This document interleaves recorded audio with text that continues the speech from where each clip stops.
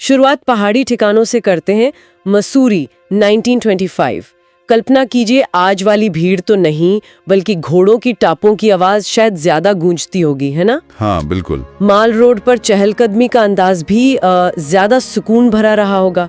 अंग्रेजों की कोठियां, देवदार के जंगल और लंढौर बाजार में हाथ से बनी चीजें। हाँ। लगता है जैसे रहने की जगह ज्यादा थी, घूमने फिरने की शायद थोड़ी कम। हाँ, और मसूरी से थोड़ा अलग नैनीताल का अपना ही रंग था।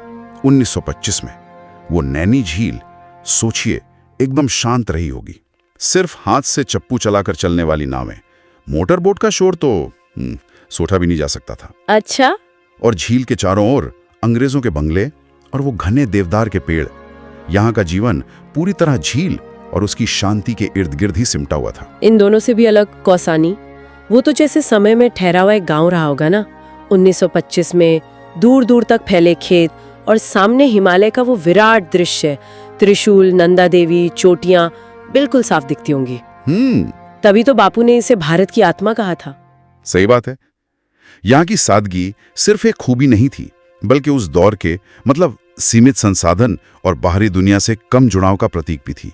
जीवन वाकई धीमा और प्रकृति पर निर्भर। हाँ। अच्छा, पहाड़ी सुकून से आप थोड़ा आस्था की ओर उतरते हैं। 1925 का ऋषिकेश, सोचिए जरा, गंगा किनारे बसा एक शांत तीर्थ।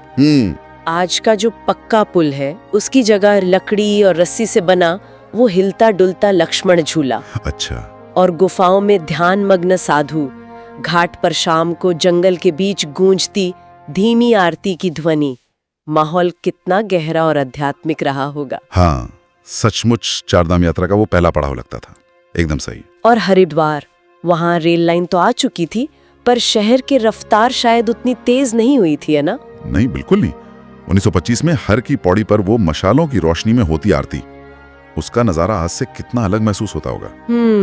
तीर्थयात्री ज्यादातर नंगे पांव, बाजारों में जड़ी बूटियां, पूजा का सामान और वो तांबे के बर्तन, एक सादगी भरी धार्मिकता थी। सही।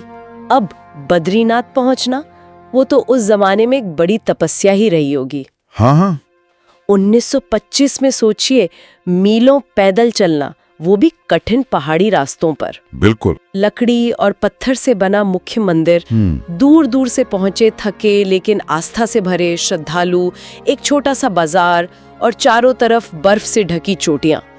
यहाँ प्रकृति की भव्यता और इंसान की श्रद्धा का जैसे सीधा सामना होता था। और केदारनाथ, वहां पहुंचना तो और भी मुश्किल रहा होगा। हाँ, बहुत ज्यादा दुर्गम। हाँ। मंदाकिनी नदी के किनारे वो प्राचीन पत्थर का मंदिर। 1925 में तो वहां शायद घोड़े खच्चर वाले या गिने चुने पैदल तीर्थयात्री ही पहुंच पाते होंगे, वो भी बर्फीले मौसम से जूझते हुए। भीड़ तो बिल्कुल नहीं। बिल्कुल नहीं। सिर्फ साधु सन्यासी और हिमालय की ऊंचाई का वो गहरा शांत एहसास। आध्यात्मिकता शायद इसी एकांत में ज्यादा महसूस होती होगी। हाँ, और इसी कड़ी में तुंगनाथ का जिक्र भी जरूरी है। हाँ। दुनिया का सबसे ऊंचा शिव मंदिर। हाँ बिल्कुल। 1925 में वहां तक सिर्फ एक पतरी पगडंडी ही जाती होगी, मीलों पैदल चढ़ाई। सोचिए जरा। आसपास खिले फूलों वाले बुग्याल, हवा में जंगली जड़ी बूटियों की महक और उस छोटी सी मंदिर में बसी असीम आस्था, बड़ा अद्भुत रहा होगा। अद्भुत, सच में। अच्छा, आस्था की इन ऊंचाइयों से अब जरा कुदरत के कुछ और नजारों की तरफ चलते हैं। हाँ। औली, जिसे आज हम स्कीइंग के लिए जानते हैं, 1925 में कैसा रहा होगा? हाँ, कैसा रहा होगा? 1925 का औली एक विशाल अनछुआ हरा मखमली घास का मैदान था, बुग्याल। वहां भेड़ बकरियों के झुंड चढ़ते थे, जिन्हें पास के गांवों से गडेरिये लाते थे। चारों तरफ ओक और बुरांच के पेड़ और एक गहरी भेदती हुई खामोशी। नंदा देवी का भव्य नजारा तब भी वहीं था, लेकिन उसे देखने वाले बहुत कम थे।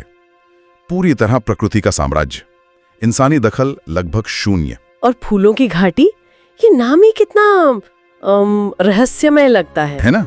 1925 में तो ये जगह एक गुप्त खजाने जैसी रही होगी, जिसके बारे में शायद बाहर की दुनिया को पता भी नहीं था। हाँ, बिल्कुल। सिर्फ बर्फ पिघलने पर कुछ महीनों के लिए रंगों से भर जाने वाली घाटी, कोई सड़क नहीं, कोई पक्का रास्ता नहीं। शायद सिर्फ स्थानीय चरवाहे या कोई खोजी साधु ही वहाँ की खूबसूरती और हवा में फैली जड़ी बूटियों की खुशबू का अनुभव कर पाते होंगे। सचमुच प्रकृति का एक छिपा हुआ रहस्य। तो इन सभी जगहों के 1925 के विवरणों को अगर एक साथ देखें तो कुछ बातें साफ उभरती हैं।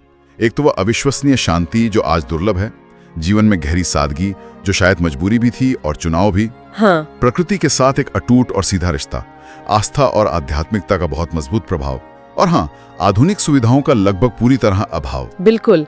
आज की भागदौड़, सुविधाओं और भीड़-भाड़ वाली दुनिया से कितनी अलग तस्वीरें हैं ये। ऐसा लगता है जैसे उस वक्त सुंदरता ज्यादा कच्ची, ज्यादा असली थी, भले ही जीवन ज्यादा कठिन रहा हो। इन विवरणों से एक धीमी, शांत दुनिया की झलक मिलती है वाकई। तो ये थी 1925 के उत्तराखंड की एक झलक, उन स्रोतों के आईने में जो हमारे पास थे।